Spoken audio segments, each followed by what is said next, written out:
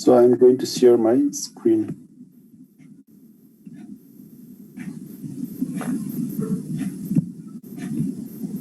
देखेपछि देख्यो होला है देख्यो देख्यो sir Okay, we'll start. Calcium and phosphorus homeostasis. Physiology bhayeपछि I think it will be much more easier. So calcium, it is the most abundant mineral in our body. It has got multiple functions in our body. But a normal physiological कुरा पढ्ने calcium कसरी absorb हुन्छ and then we'll go integrate the hormonal part. In that way, it will be much more easier. Right? So it is the structural component of the bone and teeth in form of hydroxyapatite crystals. Bone and teeth hydroxyapatite crystals. The principal component of the hydroxyapatite crystal is the calcium and phosphorus. It is also responsible for the nerve conduction and muscle contraction. So it is responsible for the generation of the action potential, and which ultimately leads to nerve conduction and muscle contraction. We know calcium is also involved in the hormone secretion. Right? One of the classical example of calcium stimulating the hormone secretion will come in the pancreas while we are dealing with the insulin part. Calcium itself is a blood clotting factor. Right? Calcium is a blood clotting factor. It bridges the it acts as the bridge between the platelets and helps in the blood coagulation. Calcium is also responsible for the activation and inactivation of the enzyme. And finally, as you all know, it is also the second messenger. Second messenger बाहिरको hormonal message भित्र पुर्याउने. Calcium is one of the second messengers. There are multiple functions of calcium. Right? So it's not only the most important सबभन्दा चाहिने चाहिने त सबै चाहिन्छ, but mostly the generation of the action potential, nerve conduction, muscle contraction भएर चाहिँ नि the calcium, it must be maintained within the narrow range. Right? हाम्रो ब्लडमा हुने calcium, प्लाज्मामा हुने एक्स्ट्रासेलुलर फ्लुइडमा हुने calcium, it must be maintained within the narrow range, because अलिकति तल माथि भयो भनेदेखि सेल nerve conduction affect गर्छ, muscle contraction affect गर्छ. So just think, if the muscle contraction or nerve conduction of the cardiac muscle is stimulated or decreased, cardiac contraction ma hamper garcha, skeletal muscle ma bhayo titanium huncha. So there are multiple things. Right? So overall, the plasma ionized calcium must be maintained within the narrow physiological range. एकदम कममा राख्नु पर्छ है. So phosphate, talking about the phosphate, it is a part of ATP molecule. ATP मा adenosine triphosphate है. अब जति पनि न्यूक्लियोटाइडहरु छ त्यसमा phosphate भइहाल्छ. So it plays a critical role in the cellular energy meter. So ATP, it is the energy currency of the cell. ATP मा phosphate त छँदै छ. So phosphate, it has a major role in the energy metabolism of the cell. Right? So phosphate, it is also responsible for the activation and inactivation of the enzyme. So हामीले पहिला पढेको थियौं phosphorylation, dephosphorylation भनेको. So phosphorylation हो भने enzyme is either activated or inactivated. Similarly, dephosphorylation हो भने पनि activation inactivation हुन सक्छ. But calcium and phosphorus को major difference चाहिँ the ionized calcium in the serum, हाम्रो extracellular fluid मा ionized calcium को range is strictly maintained, right? Whereas plasma phosphate concentration is not strictly regulated. यसको main कुरा चाहिँ के हो भन्दाखेरि phosphate itself is fluctuated throughout the day. खाना खाएपछि in the fasting state, the level of phosphate in extracellular fluid is fluctuated. धेरै थोरै भइरहन्छ. But calcium, one number, it has the active role in muscle contraction, nerve conduction भएर it must be maintained within the narrow range. And जहिले पनि पढ्दाखेरि calcium र phosphorus, it goes side by side. Why? Because there is two main reasons. Calcium and phosphorus जहिले सँगै पढ्नु पर्ने. So number one is both are the principal component of the hydroxyapatite crystal of the bones and teeth. So hydroxyapatite crystal मा calcium and phosphorus हुन्छ. So it is the major component of the structural component of bone and teeth. And the another and the most important is both are regulated by the same hormone. So calcium and phosphorus like regulate गर्ने hormone, they are same. They are parathyroid hormone, vitamin D, and calcitonin. So calcium and phosphorus are regulate गर्ने hormone, they are same. So they are usually studied side by side. About overall distribution, talking about the overall distribution of calcium and phosphate, there will be calcium, phosphate, magnesium, सँगसँगै आउँछ. But we are going to discuss only about the calcium and phosphate. Okay? So calcium and phosphate, so mostly they are present in the skeleton. Okay? Calcium, 99% of the calcium is present in the skeleton. Only less than 0.2% is present in the extracellular fluid. Total body calcium is there, but only the minority less than 0.2% is present in the extracellular fluid. Bloodमा कति कम छ है, but त्यही कम कुरा चाहिँ नि it is very dangerous है, धेरै भयो भने थोरै भयो भने. So the one we are mostly concerned is this thing है, तर यो कति थोरै छ, it's just less than 0.2%. Similarly phosphorus पनि it is mainly present in the skeleton and soft tissue हैन, less than 0.1% is present in the extracellular fluid. हामीले पढ्ने चाहिँ यो है, extracellular fluid को calcium phosphorus. So extracellular fluid ma there are the different form of calcium and phosphorus. Right? So the most important and the functional one is the free or ionized calcium and phosphorus. Right? Free or ionized form. So this one is the most important form. Right? So plasma ionized calcium must be maintained within the narrow range. Ionized calcium. So the ionized calcium is the functional calcium. So around of the total calcium, 50%, around 50% is ionized or free form. Similarly, phosphorus money, around 50% is free or ionized form. Right? So around 50% any free or ionized. Others are complexed, right? Either with protein bound, or they are complexed with other anions. Right? So body most of the calcium and phosphorus, they are present in the bone, skeleton, and phosphorus and in the soft tissue as well, and blood extracellular fluid very little amount of the calcium and phosphorus is present. Less than 0.2% of the calcium and less than 0.1% of the phosphorus is present in the extracellular fluid. And less than 0.2, 0.1 50% is free form, 50% is free form. Others are either bound with protein or complexed with anions, right? So overall, right? So this one is the free form, using 50% free on others because when you protein bound, protein is the albumin bound, so protein bound. Another one is it is complexed with anions such as citrate, lactate, bicarbonates, anions or bound. So the physiologically active form of calcium and phosphorus is the free form, right? And the hormone regulate it is the free form. So again, ionized form of the calcium is the most important form of calcium. Right? So why it is important? Because it is involved in the biological action of the calcium. So most of the biological action, nerve conduction, muscle contraction, hormone release, so these are carried by the ionized or free form of calcium. And another important thing is the free or ionized form, it regulates the secretion of parathyroid hormone. So parathyroid gland parathyroid hormone, so it is the free or ionized calcium. Regulate, so regulates the form of calcium that regulates the secretion of parathyroid hormone is the free or ionized form. So it should always be tightly regulated, right? And our body has got multiple mechanisms to regulate the ionized calcium in that narrow range. For the 5.2 mg per dl, so in narrow range, there are multiple mechanisms in our body. So in figure, one of the case, right? So majority of the calcium is found in the bone, 1000 grams is found in the bone, right? About extracellular fluid ma kati thore cha hai, and tinta kura cha यसमा भन्नु खोजेको नि.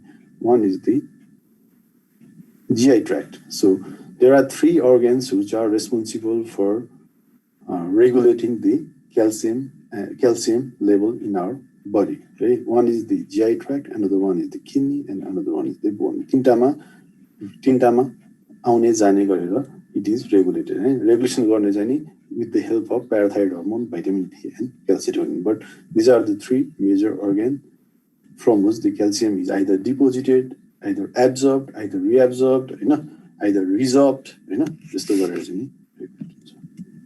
Similarly, phosphate पनि त्यही हो है, GI tract, bone र kidney. So these are the three major organs governing the homeostasis of calcium and phosphorus in our body with the help of hormones.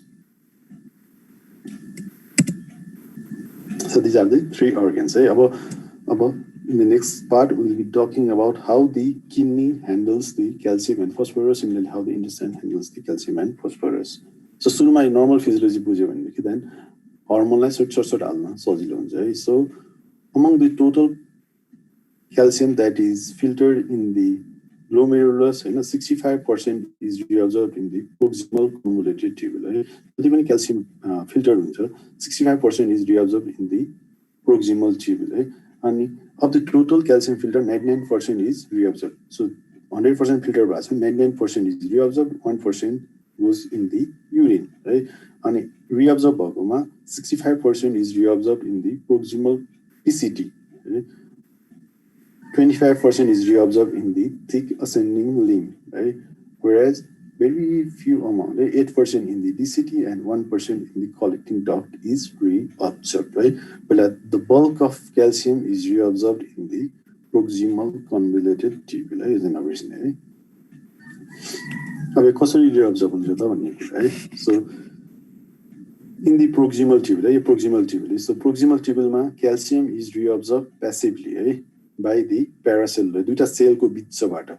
So there are no transporter, just calcium diffuses through the paracellular route, right? Because there are solvent drag or simple diffuse. So the calcium, it is reabsorbed through the proximal tubule passively by the paracellular route. So duita cell ko बीचबाट calcium is reabsorbed in the proximal tubule. So around 65% of the calcium is reabsorbed in the proximal tubule. The proximal tubule मा कसरी reabsorb हुन्छ? By the paracellular, duita cell ko बीचबाट reabsorb हुन्छ है. Similarly, in the thick ascending limb, thick ascending limb मा पनि major route of calcium reabsorption is the paracellular diffusion, right? So your 65% पनि paracellular diffusion भएर reabsorb हुन्छ. Your thick ascending limb 25% is reabsorbed by the paracellular via the paracellular route by diffusion. यो किन important छ भन्दाखेरि यो paracellular route बाट if the calcium is reabsorbed through the paracellular route, it is not subject to hormonal control, right? यसमा चाहिँ नि parathyroid hormone, vitamin D, it has got no role in the reabsorption of this calcium. So calcium that is reabsorbed from the proximal tubule and thick ascending limb, it is not controlled by hormones, right? Please make it clear, right? The third one is the distal convoluted tubule, right? DCT. So DCT मा चाहिँ नि the calcium, it is reabsorbed from the active transcellular route. So cell one, the cell को transcellular route भनेको cell को through reabsorb हुन्छ है. So anything that is reabsorbed from the cell, it has to cross the two membranes, right? One is the apical, another one is the basolateral membrane. So there must be the calcium transporter. So in the distal convoluted tubule, in the luminal surface, there is the calcium transporter called TRPV5 and TRPV6. If you are not easy with this name, right? TRPV भनेको त के जस्तो है. So TRPV5, 6 भन्दा just remember these are calcium transporters भनेर पढ्ने है. So in the distal convoluted tubule, in the luminal surface, there is one calcium transporter. In the basolateral surface, there are two calcium transporter. एउटा चाहिँ नि sodium calcium exchanger भयो हैन, sodium सँग calcium exchange हुने. Another one is the calcium pump, right? So it one is the active pump, active transporter, right? Calcium pump अर्को sodium calcium exchanger. This is किन पढ्नु पर्ने भनेदेखि, so this one is the major regulatory site of calcium reabsorption in the kidney. So all the hormones, right? Parathyroid hormone कहाँ गएर काम गर्छ calcium absorption भनेदेखि यहाँ आएर काम गर्छ, right? So this one we must know, right? In the DCT, distal convoluted tubule मा So there is the calcium transporter called the TRPV5 and TRPV6 in the liminal surface, and there are calcium transporter in the basolateral surface. Right? So यहाँबाट यो लिमिन भयो, यहाँबाट भित्र जान्छ, यहाँबाट चाहिँ नि extracellular fluid मा calcium जान्छ. So calcium is absorbed from the transporters in the active transporters in the DCT. Right? And another one is the protein called calbindin. GI tract मा पर्दाखेरि झन् राम्रोसँग आउँछ, but so it is also present in the kidney. Right? So this ionized calcium, right? So ionized calcium, once it is absorbed from this transporter, right? यहाँबाट it must reach to this transporter, right? So यहाँसम्म पुग्दाखेरि it must be bound to a protein, right? So calbindin is a protein that binds calcium and buffers it, right? भनेको यहाँ त ionized calcium यतिकै हुने हो भने त यहाँ त ionized calcium को लेभल बढ्छ, त्यहाँ नट कन्डक्सन गर्ला, त्यहाँ अरु कुरा एक्सन पोटेन्शियल जेनेरेट गर्ला. सो सेलको ओभरअल फिचरहरुलाई केही पनि चेन्ज हुन नदिने है, न्यूट्रलिटीलाई चेन्ज हुन नदिनलाई चाहिँ नि. So the calcium is bound by the protein called calbindin, which buffers the ionized calcium, right? Buffer गर्छ र यहाँबाट यहाँसम्म safely calcium लाई लान्छ है. So calbindin is protein that binds with the calcium. So यो चाहिँ इम्पोर्टेन्ट छ है. So because किनभने vitamin D parathyroid hormone गर्ने चाहिँ यो ट्रान्सपोर्टरहरुलाई तलमाथि गरेर काम गर्ने हो है. So once again I'm going to repeat.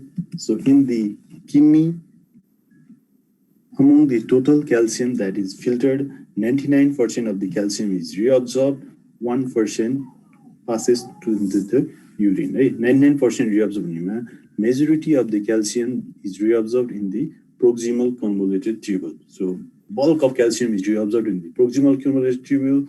After that, some amount of calcium is reabsorbed in the thick ascending limb. The calcium that is reabsorbed in the proximal tubule and thick ascending limb is through the paracellular route. Right? So the calcium diffuses through the paracellular route that is not under hormonal control.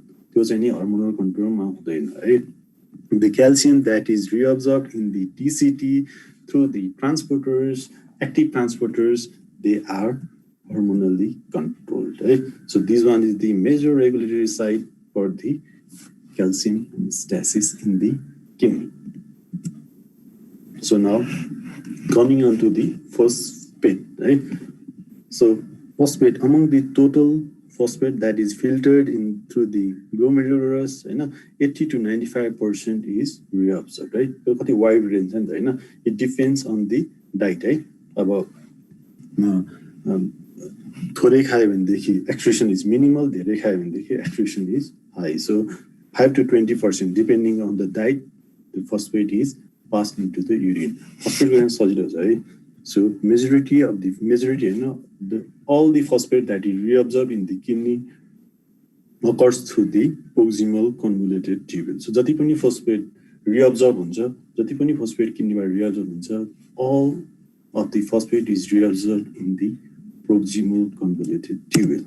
And these are the transporters that are present in the proximal convoluted tubule for absorption of phosphate, right? So यता पनि transporter छ, अघि जस्तै है, यता पनि transporter छ, just call it phosphate transporter भन्दा पर्दा सजिलो हुन्छ. Different form of phosphate लाई लानलाई. So different form of phosphate लाई लानलाई, there are different transporter. Don't bother about the name of the transporter. Just remember the phosphate is majority bulk of phosphate is reabsorbed in the proximal tubule. There are different phosphate transporter. So phosphate transport, it occurs through the transcellular route. So cell भित्रबाट phosphate transport हुन्छ.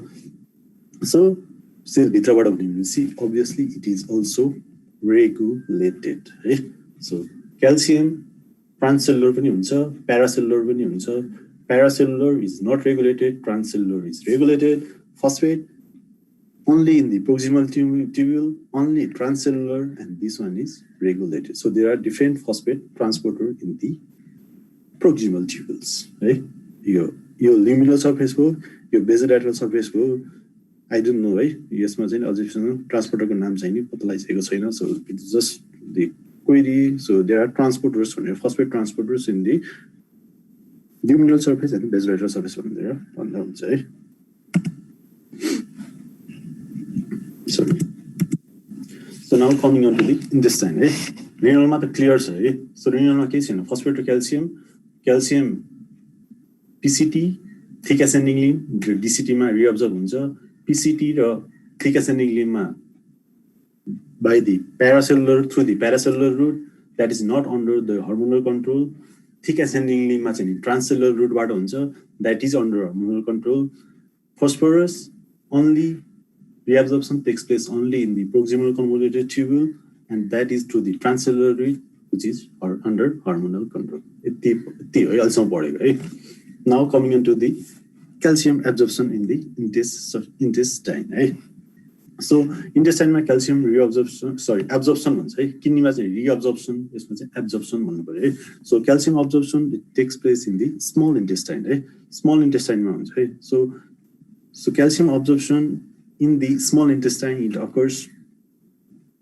through the two routes है one is the paracellular है यो paracellular भयो सेलको दुईटाको बिचबाट absorb हुन्छ another one is the transcellular किडनीमा वास्ते है one is the paracellular another one is the transcellular है so एउटा इम्पोर्टेन्ट कुरा चाहिँ so the transcellular route of absorption है transcellular सेलको भित्रबाट absorb हुने it takes place only in the duodenum है duodenum मा मात्र हुन्छ यो paracellular route चाहिँ नि paracellular route को थ्रुबाट absorption हुने it takes place throughout the small intestine so small intestine मा सबैमा हुन्छ है अर्को डिफरेन्स त तिमीहरुलाई सब अवश्य थाहा हुनुपर्छ है so the paracellular route it is not under hormonal control transcellular route it is under hormonal control so transcellular route it is regulated paracellular route it is not regulated right?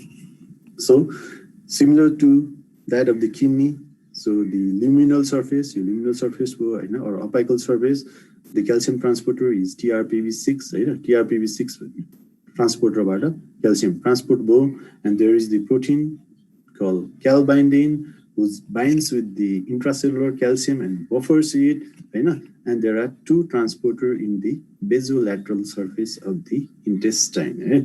One is this sodium calcium exchanger kidney ko jastai another one is the calcium pump right? So these are the things right? One is the TRPV6 transporter one is the calbindin another one is the basolateral transporter so यहाँबाट भित्र आयो calbindin ले find गर्यो यो transporter बाट बाहिर extracellular फ्लुइडमा गयो so सजिलो छ है सो इन्टेस्टाइन मा चाहिँ नि both paracellular route and transcellular route बाट हुन्छ paracellular route they are not hormonally controlled it occurs throughout the small intestine whereas the active transcellular route it is hormonally controlled and it occurs exclusively in the duodenum.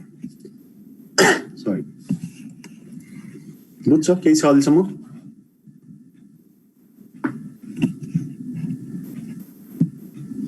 कोही बोल्दैन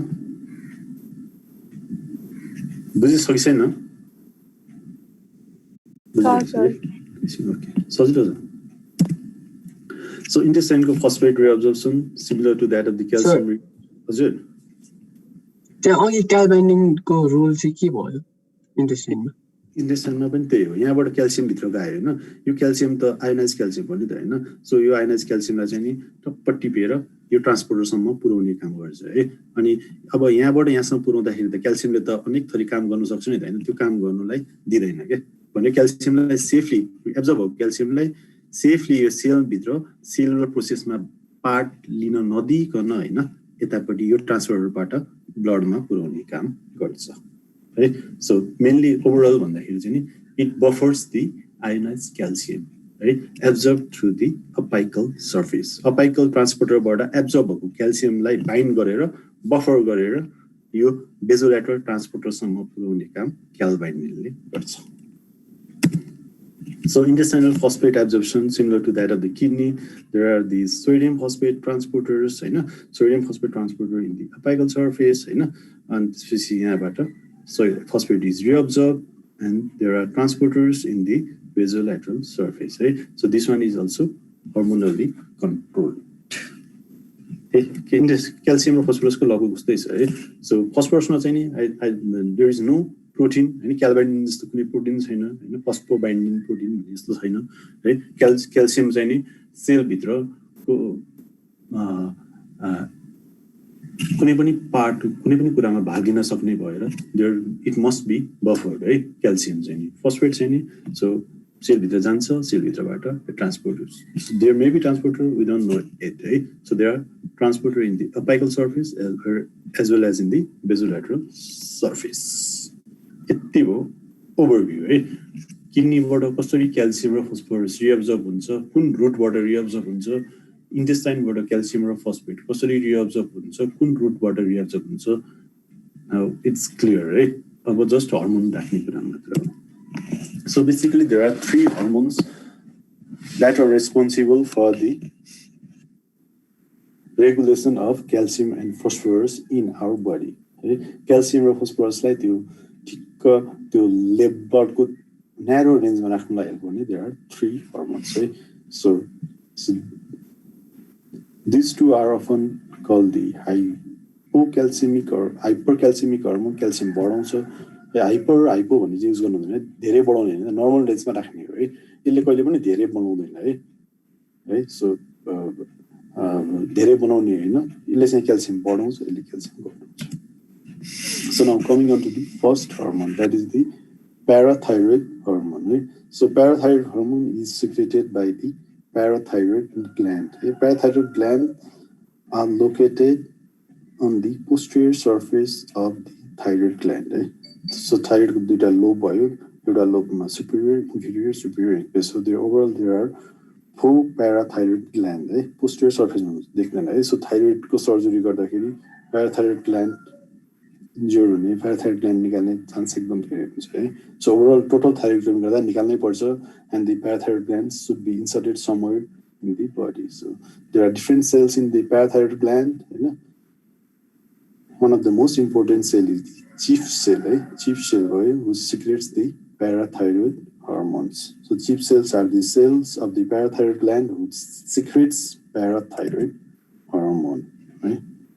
So chief cells they synthesize, store and secrete the parathyroid hormone. So अब यो part चाहिँ नि एकदम please listen carefully है so अहिलेसम्म हामीले पढेको इन अल केसेस हैन the activation of protein kinase leads to stimulation of hormone release but in case of parathyroid hormone secretion calcium and this protein kinase they inhibit hormone secretion so this one is the chief cell of parathyroid gland the chief cell भयो in the chief cell of the parathyroid gland there is the calcium sensing receptor so calcium adequate amount मा छ भनेदेखि blood मा if calcium is present in the adequate amount or if calcium is present in the increased concentration so कि बढ्यो कि adequate amount मा छ भनेदेखि these calcium sensing receptors they sense the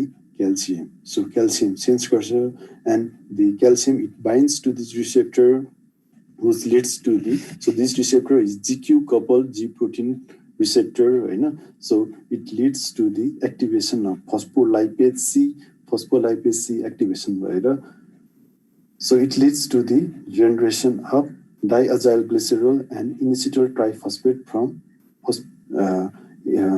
phosphatidyl so PIP2 so your calcium चाहिँ नि GQ coupled G protein receptor सँग bind गर्छ it activates phospholipase C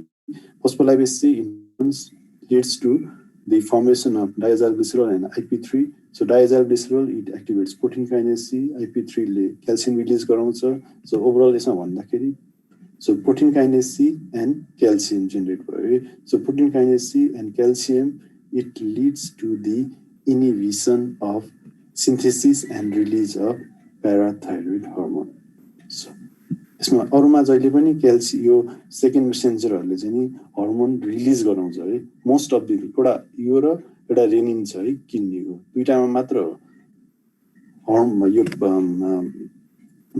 protein kinase activation भएर हार्मोनलाई इनहिबिट गर्ने रिलीजलाई इनहिबिट गर्ने सो क्याल्सियम एडिक्वेट अमाउन्टमा छ अथवा धेरै छ भनेदेखि बल्ल त यसमा बाइन्ड गर्ने हो सो एडुक्वेट छ भने नि हामीलाई प्याराथाइरोइड हर्मोन चाहिएन, धेरै छ भने पनि we don't require parathyroid hormone. So calcium sensing receptor, they sense calcium only when there is increased or adequate amount of calcium in the blood.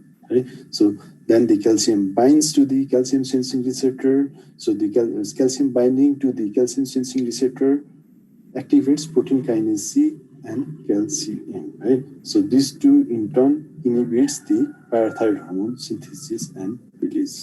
यो भएपछि चाहिँ नि प्याराथाइरोइड हर्मोन रिलिज हुँदैन। अब कतिखेर प्याराथाइरोइड हर्मोन रिलिज हुनु पर्यो त, जब क्याल्सियम कम भयो। सो क्याल्सियम कम भयो भने यहाँ बाइन्डै गर्दैन, त्यसपछि यो इनिबिसन हट्छ, then parathyroid hormone is release. So यसमा है, so the major triggering factor for release synthesis and release of parathyroid hormone is decrease serum calcium है। क्याल्सियम डिक्रिज भयो भने बल्ल रिलिज हुन्छ। क्याल्सियम धेरै भयो भनेदेखि यो पाथवेबाट जहिले पनि इनिबिट गराएर राखेको हुन्छ। This is how the secretion of parathyroid hormone by calcium is regulated.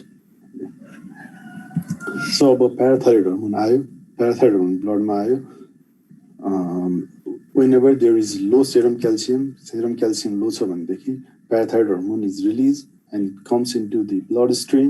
So bloodstream मा आएपछि the parathyroid hormone it binds to the receptor, parathyroid hormone receptor भन्छ है, PTH receptor 1 र 2 हुन्छ। We are mostly concerned with the type 1 receptors हैन। So यसमा फेरि अर्को युनिक कुरा छ है। So the parathyroid hormone receptors they can act by the two pathways है।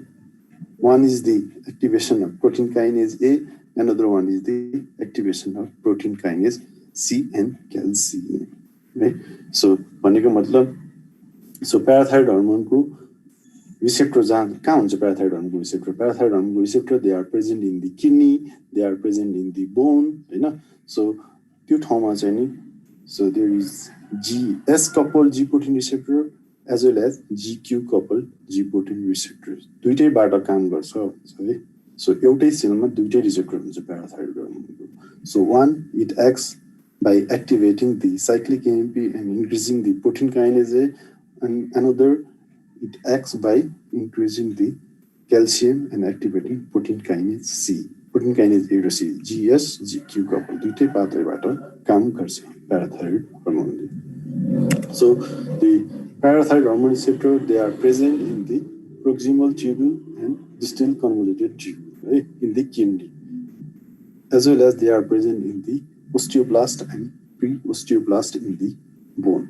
So जहिले पनि एक्जाममा सोध्छ है प्याराथाइरोइड हर्मोनको काम के हो भने चाहिँ नि, please don't say it helps in the absorption of calcium from the intestine है। इन्टेस्टाइनमा प्लिज है, इन्टेस्टाइनमा रिसेप्टरै छैन, इन्टेस्टाइनमा के कामै गर्दैन, त्यो जहिले दिमागमा राख्ने है। सो जहिले भन्छु यो कुरा अनि भाइमामा सोद्धाखेरि फेरि त्यही भन्छ है। So intestine there is no parathyroid hormone receptor in the intestine. Parathyroid hormone receptor हुने भनेको एउटा one is the kidney, another one is the bone. So parathyroid हर्मोनले गर्ने काम पनि किडनीमा र बोनमा मात्र गर्छ है। सो किडनीको in the proximal tubule and DCT and बोनको प्रिओस्टियोब्लास्ट र ओस्टियोब्लास्टमा प्याराथाइरोइड हर्मोनको रिसेप्टर हुन्छ। केही छ? उसको माइक अन भयो जस्तो लाग्यो। Okay.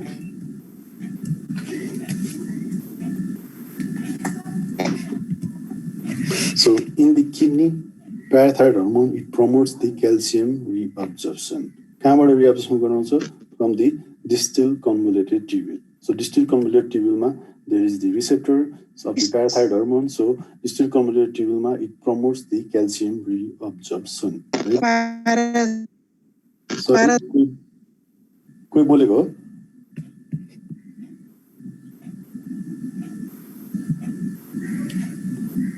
कोही बोलेको हो?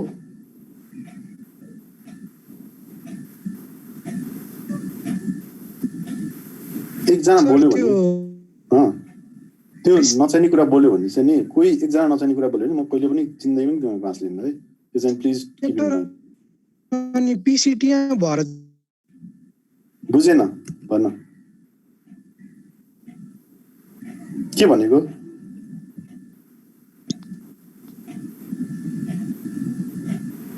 सर को बोलेको भन न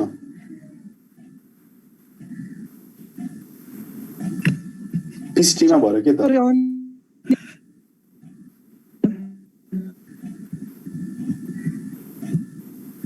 म आउँछु तिमीले पीसीटी मा छैन भने तिमीले सोध्न खोजेको कुरा मैले बुझेँ हैन यसको रिसेप्टर मैले पीसीटी मा हुन्छ भने तर पीसीटी मा क्याल्सियम रिअब्जर्प्सन हुँदैन तैपनि रिसेप्टरको काम के हो भन्ने तिम्रो मनमा लागेको होला I will come to that है don't worry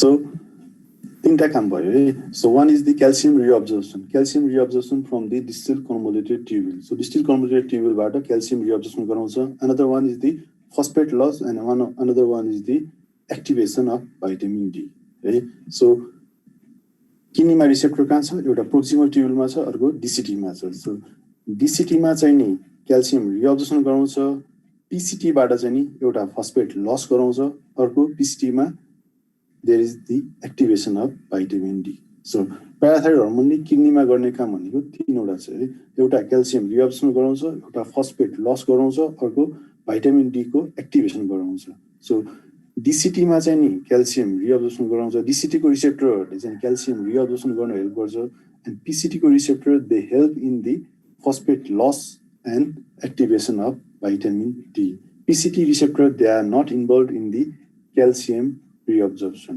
Only the receptor of DCT, they are involved in the calcium reabsorption. Right? When you question so I hope it is clear. Right? So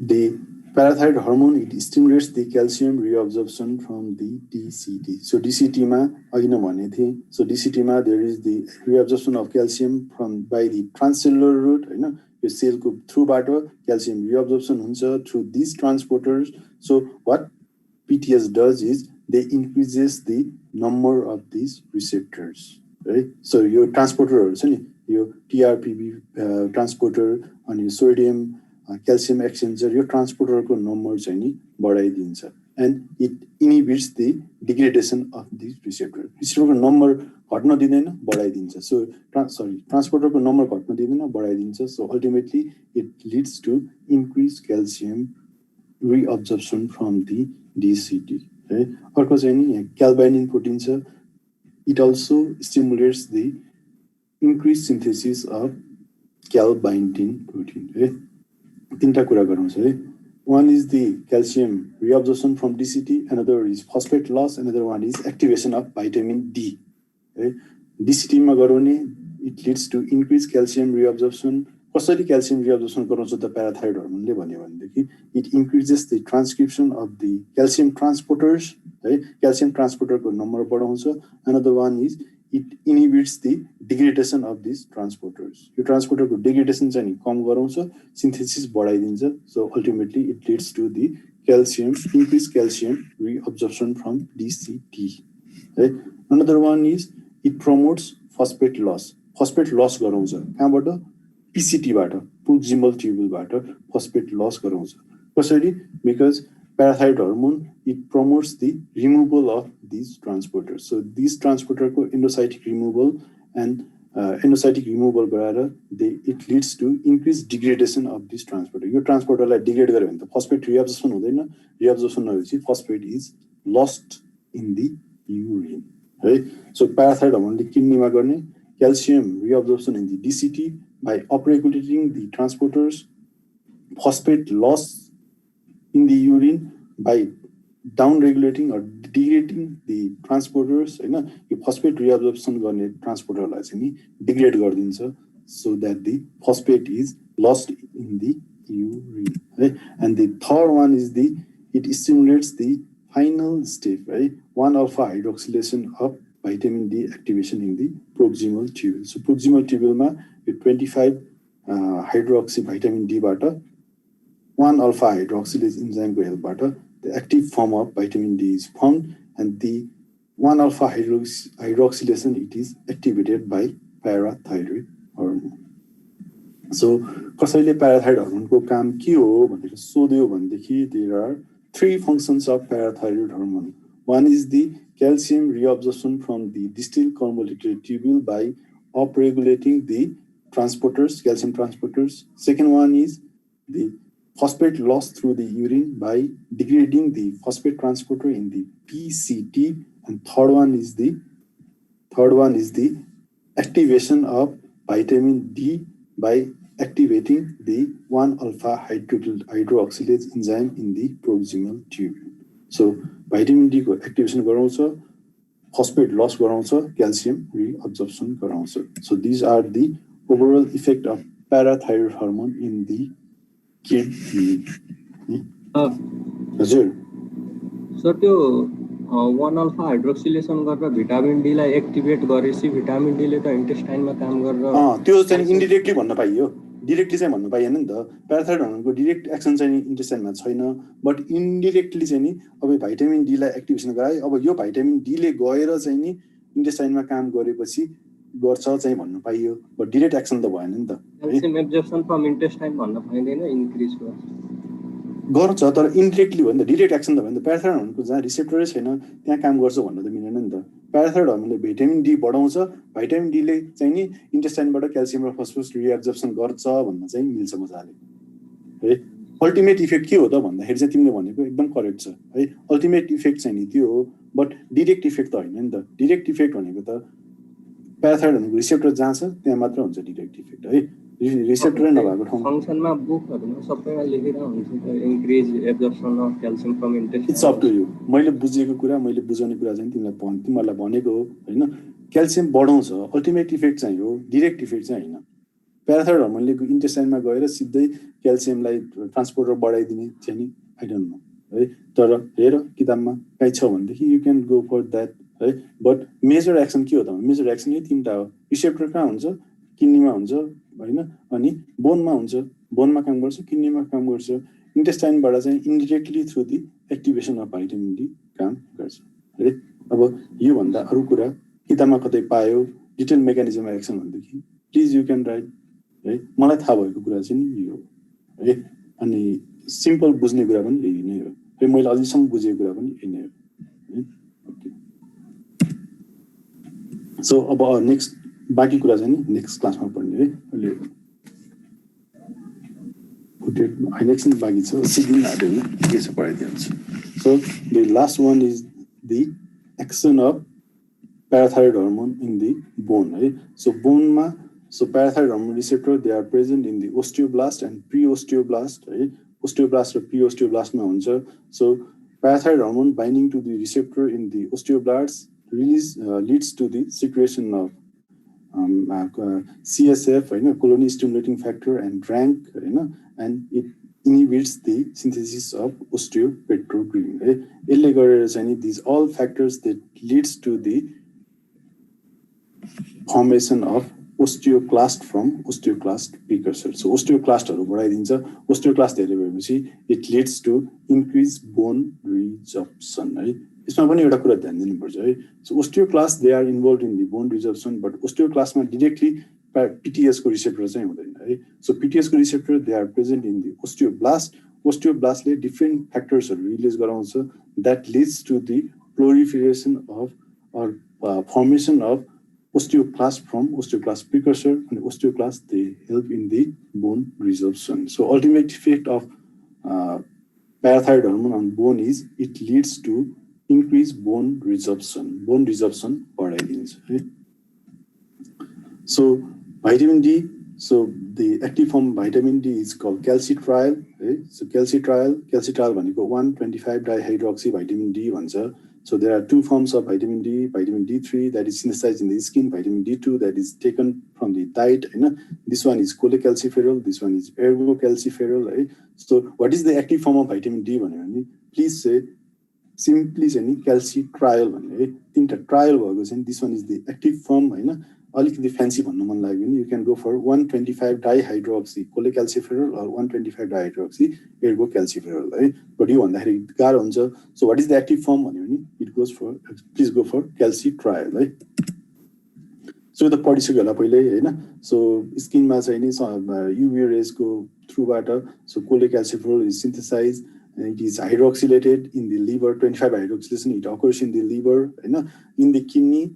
Duita hydroxylation हुन्छ एउटा 24 hydroxylation, another one is 1 alpha hydroxylation, right? So 24 hydroxylation, it is the root of inactivation of vitamin D. Vitamin D लाई inactivation गर्नु पर्यो भनेदेखि so 24 hydroxylation हुन्छ, active गर्नु पर्यो भनेदेखि चाहिँ नि 1 alpha hydroxylation हुन्छ. So the active form is 125 dihydroxycholecalciferol, inactive form is 24-25 dihydroxycholecalciferol. Both occurs in the kidney, right? So the parathyroid hormone, it stimulates or activates the 1 alpha hydroxylase enzyme, right? So this leads to the activation of vitamin D.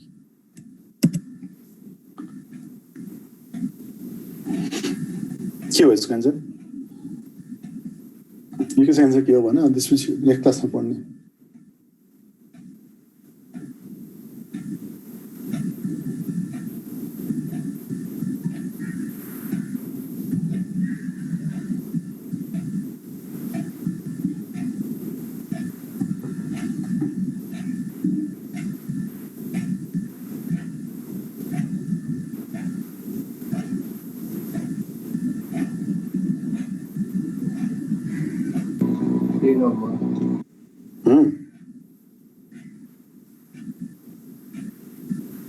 के हो?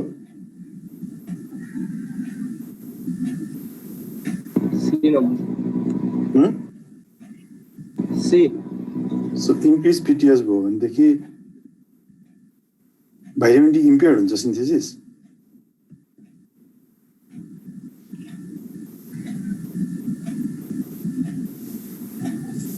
ल यसको answer खोज है. अनि अघि कसले सोधेको मलाई त्यो इन्टेस्टाइनबाट, त्यो मलाई एउटा कुरा भन्छ है. प्लिज गो थ्रु द ज्ञानङ पढे नि हुन्छ, गाइटन पढे नि हुन्छ एकचोटि है. ज्ञानङ गाइटनमा कहीँ कतै इन्टेस्टाइनमा पिटिएसले काम गर्छ भनेर लेखेको छ भने प्लिज गो फर द्याट है. त्यो ठिक हो मेरो अन्डरस्ट्यान्डिङमा है. सो ज्ञानन गाइटन हेर, ज्ञानन अथवा गाइटन हेर, त्यसमा if you find that the parathyroid hormone receptor is present in the इन्टेस्टाइनमा प्याराथाइरोइड हर्मोन रिसेप्टर छ र एब्जर्ब गर्छ भनेर लेखेको छ भने प्लिज गो फर द्याट है. कन्फ्युज हुनुपर्ने केही कुरा छैन है. कन्फ्युज चाहिँ नहुनु है. इमिडिएटली एब्जर्ब गर्छ इन्टेस्टाइनबाट, डिरेक्टली चाहिँ गर्दैन मैले भने. But please cross check in the standard text book है. स्ट्यान्डर्ड भनेको ज्ञान गाइडनमा हेर्दा हुन्छ है. थोरै बाँकी छ, थोरै चाहिँ नेक्स्ट क्लासमा पढ्ने है. अनि नेक्स्ट क्लासमा will also start adrenal cortex.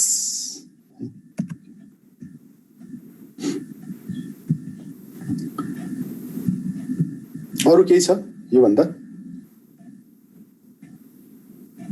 Sir यो 24-25 को रोल चाहिँ के होला? 24-25 रोल केही पनि होइन. त्यो रिभर्स T3 भनेर पढाएको थियो नि पहिला थाइरोइडमा, याद छ? हजुर. रिभर्स T3 भनेको थाइरोइड हर्मोनलाई इनएक्टिभेसन गर्ने एउटा वे त हो नि होइन. सो भाइटामिन डी धेरै भयो भनेदेखि चाहिँ नि 24 हाइड्रोक्सिलेसन हुन्छ, त्यसले गर्दा भाइटामिन डी चाहिँ नि इनएक्टिभ हुन्छ. It is the route of inactivation of vitamin D. Vitamin D कतिखेर धेरै भयो भनेदेखि त्यसलाई इनएक्टिभ गर्ने मात्र हो है. अब 24-25 ले चाहिँ storage form of vitamin D भन्नु पढाएको थियो कि storage form of vitamin D. अनि त्यो त अब इनएक्टिभ भयो भने त अब स्टोर गरेको अर्थै भएन नि त. स्टोरेज फर्म त होइन, किनभने त्यसले त्यसको रिसेप्टर छैन, त्यसले कहीँ बाइन्डै गर्न सक्दैन. के काम त? त्यही पनि कहाँ पढ्यो फेरि एकचोटि हेर है. सो 24-25 मलाई थाहा भएसम्म it is the way of inactivation of vitamin D है. 1 अल्फा हाइड्रोक्सिलेसन भयो भने चाहिँ एक्टिभ हुन्छ, 24 हाइड्रोक्सिलेसन किडनीमा भयो भने चाहिँ इनएक्टिभ हुन्छ. सिम्पल कुरा चाहिँ यही हो है. कहीँ अब स्टोर हुन त कहाँ किडनीमा स्टोर हुँदैन. स्टोर हुन त भाइटामिन डी स्टोर हुनलाई एडिपोसाइट्सहरूतिर हुनु पर्ला होइन. त्यहाँ 24 हाइड्रोक्सिलेसन हुन्छ हुँदैन प्लिज एकचोटि हेर न. रिजन सहित हेर क्या. एउटा त्यो फ्याक्ट नहेर, फ्याक्ट हेऱ्यो भने त एउटामा लेखेको हुन्छ रिजन के हो, इन्जाइम त्यहाँ हुन्छ कि हुँदैन एकचोटि हेर. छ भनेदेखि मलाई पनि भन है त. Okay sir. Okay thank you. बाँकी नेक्स्ट क्लासमा पढ्ने है.